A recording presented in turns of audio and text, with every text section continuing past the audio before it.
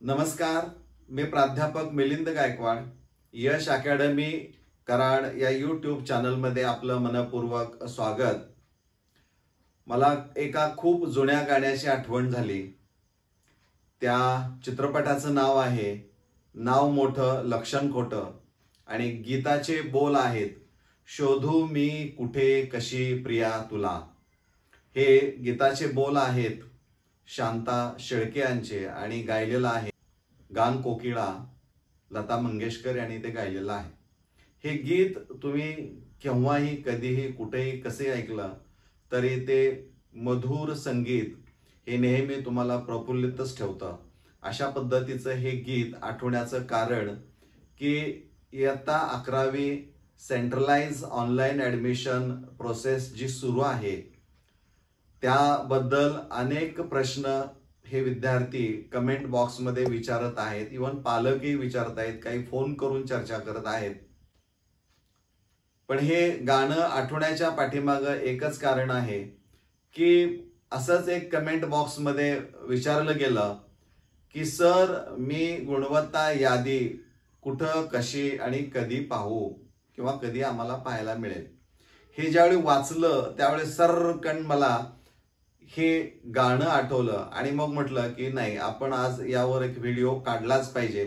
कारण जर ही शंका मुलांच्या मनामध्ये पालकांच्या मनामध्ये जर असेल तर निश्चितच यावर एक व्हिडिओ काढून नेमकं पुढं काय केलं पाहिजे, या शंकेचं निरसन कसं करायचं आणि ते करण्याच्या दृष्टिकोनातून मी आता प्रयत्न करत आहे.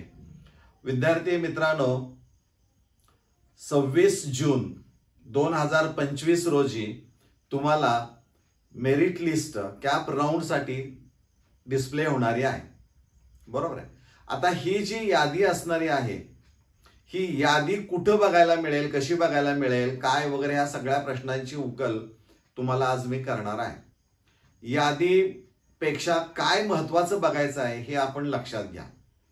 म्हणजे ती यादी तयार होईल ही त्यांच्याकडे असेल, परंतु विद्यार्थ्यांचा रोल नेमका काय आणि किती महत्वाचा आहे हे या व्हिडिओमध्ये मी तुम्हाला सांगणार आहे. इथं नाव देताना पण मी दिलंय पहा, शोधू मी कुठे कशी यादी तुला. म्हणजे ही जी यादी मुलांच्या मनामध्ये आहे ती यादी मला कुठं शोधायला मिळेल, कशी शोधायला मिळेल हा एक प्रश्नचिन्ह मुलांच्या समोर आहे. जे तुम्ही कोणत्याही कॅटेगरीचा असला तरी 27 जून 2025 इथून ऍक्च्युअली प्रवेश सुरू होणारे आहेत. तत्पूर्वी 26 जून 2025 ला राऊंड 1 म्हणजे कॅप राऊंड 1 ची यादी तयार होणार आहे. आता ही जी यादी तयार होणार आहे असं म्हणतात आणि याची तपासणी विभागीय जी काही कमिटी असणारी आहे त्यांच्याकडून ती तपासणी केली जाणारी आहे आणि ती तपासणी केल्यानंतर मग तुम्हाला ती पाहायला मिळणारी आहे. आता ते कसं, तुम्हाला 26 तारखेला फक्त तुम्हाला स्टुडंट रजिस्ट्रेशन दिसणार नाही तर लॉग इन दिसेल. लक्षात घ्या, 26 तारखेला तुम्ही काय करायचं आहे, 26 तारखेला जी वेबसाईट असणारी आहे अधिकृत mahafyjcadmissions.in या वेबसाईटवर गेला तर तिथं तुम्हाला लॉग इन दिसेल. ते स्टुडंट लॉग इन असणार आहे. बरोबर आहे. या स्टुडंट लॉग इन वर तुम्ही काय करायचं आहे, क्लिक करायचं आहे. स्टुडंट लॉग इन वर क्लिक केल्यानंतर तिथं तुम्हाला युजर नेम, पासवर्ड आणि जो कॅप्चा जनरेट झालेला असणार आहे तो भरायचा आहे आणि तिथे टिक मार्क करायचे आणि खाली लॉग इन करायचं आहे. ते केल्यानंतर तुम्हाला जे पेज ओपन झालेलं असणार आहे तिथं कॉलेज नेम असणार आहे. लक्षात घ्या, ही ऍक्टिव्हिटी प्रत्येक विद्यार्थ्यानं करायची आहे. लक्षात घ्या, कारण युजर नेम आणि पासवर्ड ज्याला माहित आहे त्यालाच ती यादी पाहायला मिळेल. यादी म्हणजे त्याचं कोणतं कॉलेज त्याला मिळालेलं आहे त्याचं नाव दिसेल. म्हणजे लॉग इन मध्ये गेल्यानंतर तुम्हाला कॉलेज नेम दिसेल जे तुम्हाला अलॉट केलेलं असणार आहे. मग हे जे कॉलेज असणार आहे ते तुम्ही प्रथम क्रमांकाचं आहे का 2 ते 10 पैकी जी काही नावं तिथं लिहिलेली असणार आहे त्यापैकी एक आहे हे तुम्हाला कळेल. कारण ते प्रेफरन्स यादी जी असणारी आहे पसंती क्रम हा तुम्हाला माहित असणार आहे. त्यामुळे इथं कॉलेज नेम दिसणार आहे. आता कॉलेज नेम दिसल्यानंतर तुम्ही काय करायचं आहे तर या कॉलेजशी संपर्क साधायचा आहे. या कॉलेजशी संपर्क साधायचा म्हणजे नेमकं काय करायचं, त्या कॉलेजमध्ये गेल्यानंतर तुम्हाला त्यांचा जो काही डिस्प्ले बोर्ड असेल किंवा जो काही नोटीस बोर्ड असणार आहे त्या नोटीस बोर्डवर प्रत्येक प्रवर्गाची यादी म्हणजे SC, ST, NT, OBC, EWS असेल, एसबीसी असेल, एसबीसी असेल, जेवढे काय प्रवर्ग असणारे आहेत त्या सर्व प्रवर्गांची यादी, विद्यार्थ्यांची यादी तिथं तुम्हाला पाहायला मिळेल. कुठं? जे कॉलेज तुम्हाला मिळालेलं असणार आहे त्या कॉलेजच्या नोटीस बोर्डवर तुम्हाला पाहायला मिळणारे आहे. म्हणजे तुमचा जो काय प्रवर्ग असणार आहे त्या प्रवर्गामध्ये तुमचं नाव आहे का हे तुम्हाला इथं कळणार नाही तर इथं गेल्यावर कळेल. म्हणजे इथं तुम्हाला कॉलेज अलॉट केलंय, तुम्हाला वाटप केलंय, कॉलेजचं दिलंय, पण इथं गेल्यानंतर ते यादीमध्ये तुम्हाला नाव दिसेल. ते नाव त्या कॅटेगरीच्या गुणवत्तेनुसार तो क्रम तिथं असणारा आहे हे आपण लक्षात घ्या. म्हणजे यादी जी असणार आहे तर प्रश्न आहे शोधू मी कुठे कशी यादी तुला, तर यादी तुम्हाला दिसणार आहे ते ऍक्च्युली कुठं तुम्हाला मिळालेल्या उच्च माध्यमिक विद्यालयाच्या नोटीस बोर्डवर तुम्हाला ती यादी पाहायला मिळणारी आहे. आणि ती यादी तुम्हाला 27 तारखेला पाहायला मिळणारी आहे. म्हणजे 27 तारखेला सकाळी 9 ते 10 वाजेपर्यंत त्या महाविद्यालयाकडे ती यादी पाठवल्यानंतर तुम्हाला ती यादी त्या कॉलेजमध्ये गेला कारण तुम्हाला ही 1 दिवस अगोदर कळणार आहे. लक्षात घ्या, अगोदर कॉलेज कोणतं मिळालंय ते 26 ला कळेल आणि 27 ला प्रत्यक्ष प्रवेश सुरू होतील ते 3 तारखेपर्यंत असणारे आहेत. त्यामुळं यादी तुम्हाला कुठं बघायला मिळेल तर जे तुम्हाला कॉलेज मिळालेलं आहे त्या कॉलेजच्या नोटीस बोर्डवर तुम्हाला बघायला मिळेल.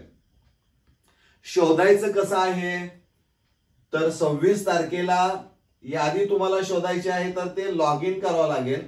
लॉग इन मधून कॉलेजचं नाव मिळेल. म्हणजे कुठं जावं लागेल कसं तर लॉग इन मध्ये जा, ते काही रिक्वायर्ड जे काही रिक्वायरमेंट असणारी आहे ती तिथं भरा, तुम्हाला कॉलेजचं नाव दिसेल आणि इथं तुम्हाला ती यादी दिसेल. म्हणजे या पद्धतीनं तुम्हाला जावं लागणार आहे. तुम्ही ही जी प्रवेश प्रक्रिया जी आहे ऑनलाईन ती इंजिनिअरिंग कॉलेजची जी पद्धती आहे किंवा डिप्लोमाची असेल किंवा जे अंडर ग्रॅज्युएट जे काही कोर्सेस असणारे आहेत त्यांची आहे त्या पद्धतीनं ही प्रवेश प्रक्रिया आहे. त्यामुळं कुठं शोधू कसं शोधू हे प्रश्न उपस्थित आता करू नयेत असं मला वाटतंय. लक्षात येईल. म्हणजे इथं ही यादीच्या अनुषंगाने झालं.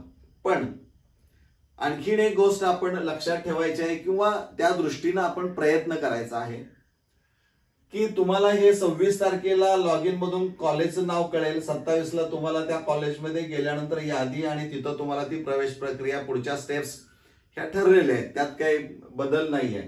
पण असे काही विद्यार्थी असणारे आहेत की ज्यांना कोटा ऍडमिशन जो त्यांचा असणार आहे त्यातून त्याला प्रवेश मिळालेला नाहीये कोटा अंतर्गत राखीव जागामधून, तर 27 ते 3 त्या दरम्यान त्याला ते करायचं आहे. पुन्हा रजिस्ट्रेशन करायचं नाहीये कारण ते करता येणार नाही. पण लॉग इन मधून गेल्यानंतर उच्च माध्यमिक विद्यालयाचा पसंती क्रम तुम्हाला टाकायचा आहे. फॉर्म अर्ज प्रवेश अर्जाचा भाग 2 तुम्हाला पूर्ण भरून तो लॉक करायचा. पण तत्पूर्वी स्टुडंट रजिस्ट्रेशन हे पण टॅब त्यावेळेस तुम्हाला दिसणार आहे. याच्यावर सहज क्लिक करून बघा, एक गंमत म्हणून किंवा क्लिक करून बघा आणि जर समजा ते ओपन झालं तर तिथं जे काही तुम्ही माहिती भरलेली आहे त्यामध्ये जर काही तुम्हाला बदल करावासा वाटत असेल किंवा बदल करण्यासारखी एखादी गोष्ट तिथं असेल तर बदल जरूर करा, लॉक करा म्हणजे ह्या 2 गोष्टी तिथं तुम्हाला करता येतील. त्यानंतर हे तर तुम्हाला लिहून सगळं ते संमती द्यावीच लागणार आहे. त्यानंतर इथंही तुम्हाला लॉक करावं लागणार आहे. म्हणजे हे या पद्धतीनं असणार आहे. विद्यार्थी कोण आहे यापेक्षा मी या प्रवर्गातला आहे हे तुम्हाला माहित आहे आणि लॉग इन मधून जाऊन ते बघा आणि इथं या पद्धतीने यादी बघा. इतकं ते सोपं आहे. मला वाटतं हे इतकं सोपं आहे, परंतु विद्यार्थ्यांना का समजत नाही, का समजून घ्यायचंच नाही. पहिलंच बरं होतं असं म्हणण्यापेक्षा जी सिस्टीम आता नवीन यू पाहत आहे त्याला आपण कसं अडॉप्ट होऊ या दृष्टिकोनातून आपले प्रयत्न असले पाहिजेत. आता आमच्यासारखे फार कमी लोक आहेत की तुमच्यापर्यंत ह्या गोष्टी पोहोचवत आहेत. सामाजिक दृष्टिकोनातून अनेकांनी ह्या गोष्टीचा उठाव करून जास्तीत जास्त समाजापर्यंत चांगल्या पद्धतीनं या इन्फॉर्मेशन पोहोचवणं आज काळाची गरज आहे. एखादी नवीन सिस्टीम येते, एखादी योजना येते, त्यावेळी जेवढा गवगवा त्याचा केला जातो तेवढा गवगवा ह्या सिस्टीमचा नाही आहे. त्यामुळे सगळेच अनभिज्ञ आहेत आणि पेजेस सांगितल्याप्रमाणे 76 पानं माहिती पुस्तिकेची असल्यामुळं ते कुणी बघायच्या फारसं भानगडीमध्ये पडत नाही. आणि त्यामुळं आमच्यासारख्यांना असं वाटतं की हे समाजापर्यंत, गरजूंच्या पर्यंत पोहोचवणं आवश्यक आहे. म्हणून हा एक आमचा प्रयोग आहे. मला वाटतं हे आता तुम्हाला नीट समजलेलं असणार आहे. यात कोणतीही शंका राहू नये असं मला मनापासून वाटतंय आणि तुम्हालाही तसं वाटलं पाहिजे. धन्यवाद.